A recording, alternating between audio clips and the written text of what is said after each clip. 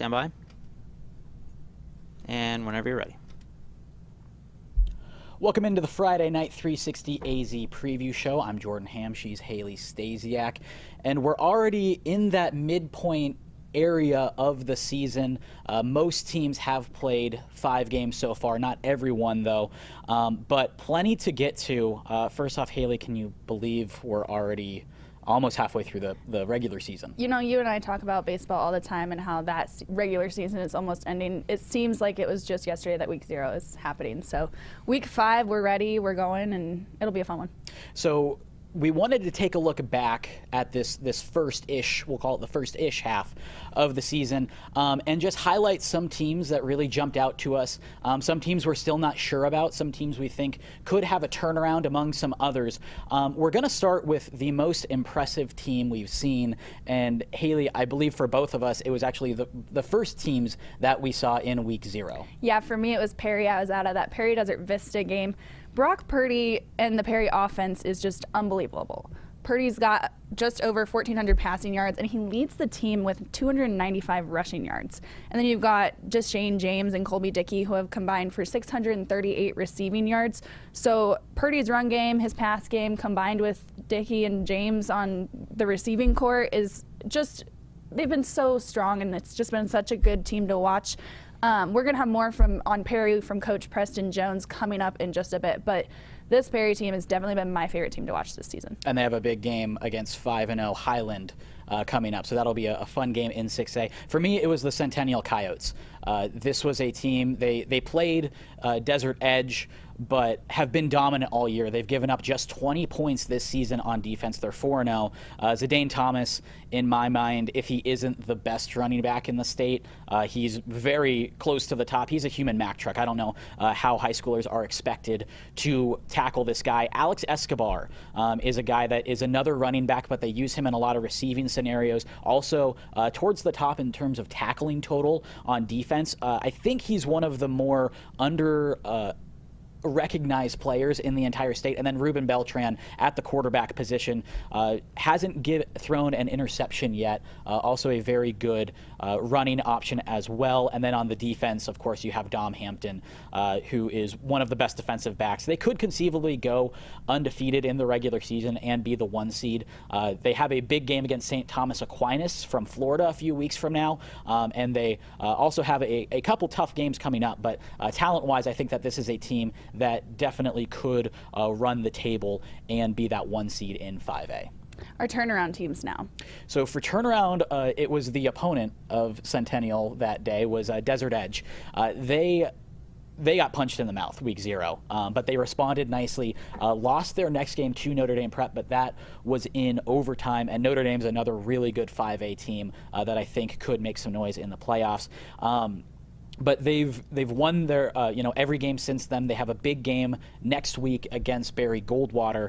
But they're gonna, if this is gonna be a successful season for them, which I think they're going to turn it around. I think that come playoff time, they could be one of those mid to lower seeds that nobody wants to play. But it's going to come down to running back Rocky Perez, who has been there forever. The linemen up front in Max Wilhite, Austin Young, and Tyson Jones. And then on defense, Nasir Sims and Milton Rogers.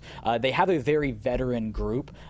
It seems like Desert Edge every single year has a couple freshmen or sophomores who are instant key contributors, and those guys have been on the field forever. So I think Jose Lucero is going to guide this program back towards the top of a very tough 5A division this year.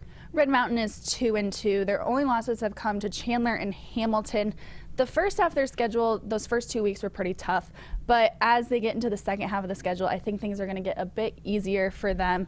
They're on the road at Gilbert and Mountain View, which those won't be easy games, but they're starting to get it figured out. Lance Lawson wasn't in that game against Chandler. He's getting back into his groove as he returns, and then they've really got a big guy on defense who's come up in those crucial moments. He's got 40 tackles. That's Dalton Jackson. So he's a force up front for the Mountain Lions, and I think that as they progress and continue to get into a groove, they'll turn things around. Our next one, we've seen a lot of really good football players so far this year. A player who deserves more recognition than he's currently getting. Haley, who's yours? Lecrae Pleasant Johnson at Mountain Point. I was out at their game against Mountain View last Friday, and he really stood out to me. He plays both sides of the ball defensively and offensively. He's a wide receiver and defensive back for the Pride. Mountain Point likes to run the ball, but Pleasant Johnson is the go-to guy in the pass game. He's got 106 receiving yards, and then defensively, he really reads the field well. He's got 10 total tackles, and 6 of those are solo. For me, it's Saguaro wide receiver Zach Wilson. This is a group. I think Saguaro's being slept on a little bit with those 2 early out-of-state losses. But Wilson was a guy. Last year, Saguaro had 12 guys catch a touchdown, and he led the team with 6.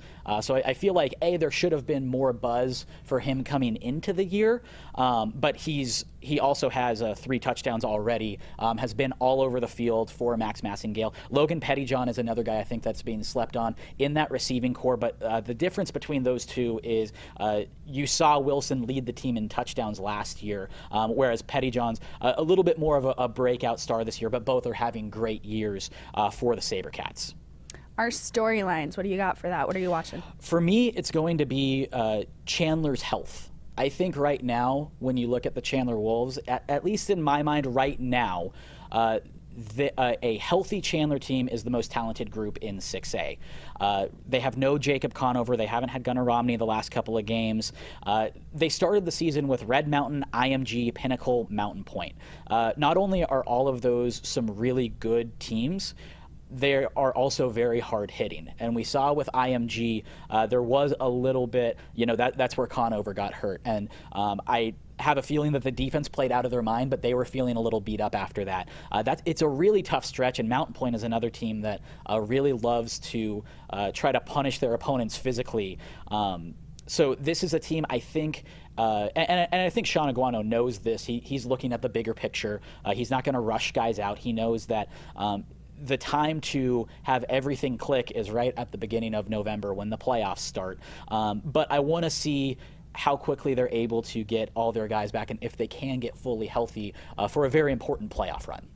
The storyline I'm watching is just Tucson as a whole.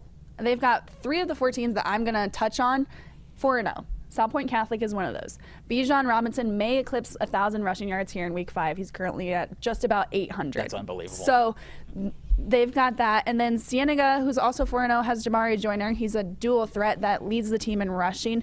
Those 2 teams match up in Week 6, so that will be a matchup that we're definitely going to keep an eye on. Ironwood Ridge takes on Queen Creek this week, which will be a little bit of a tough matchup because Queen Creek has been playing so well. Nick Brawler has almost 700 rushing yards for the Nighthawks there. And then Catalina Foothills, they're 4-1. They're a younger team, had to kind of readjust their offense with the graduation of Rhett Rodriguez.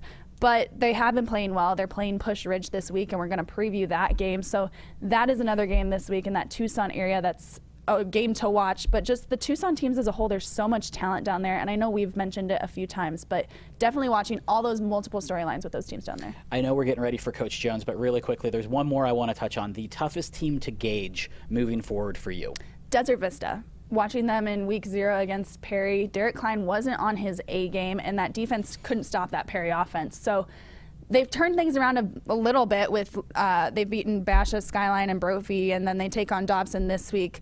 Tough stretch coming up, though, Mountain Point, Gilbert, and Highland. So Dan Hines runs a great program. I don't doubt that he'll turn things around and get things back on track. They're a second-half team, so keeping an eye on that as well. For me, it's the Pinnacle Pioneers. We know that they have elite talent. They have multiple year starters, but I don't know where they fall in that 6A. Are they up towards the very, very top, or are they a very good team that's going to take a step this year from the last 2 years where they went, I believe, 6-6 and were out in the first round of the playoffs? I certainly think they have the talent and the coaching staff to take those steps. I just don't know how many steps they're going to take. On that note, we're going to go ahead and take a quick break. On the other side, we have Perry head coach Preston Jones previewing their big game against Highland. Keep it right here on the Friday Night 360 AZ Preview Show.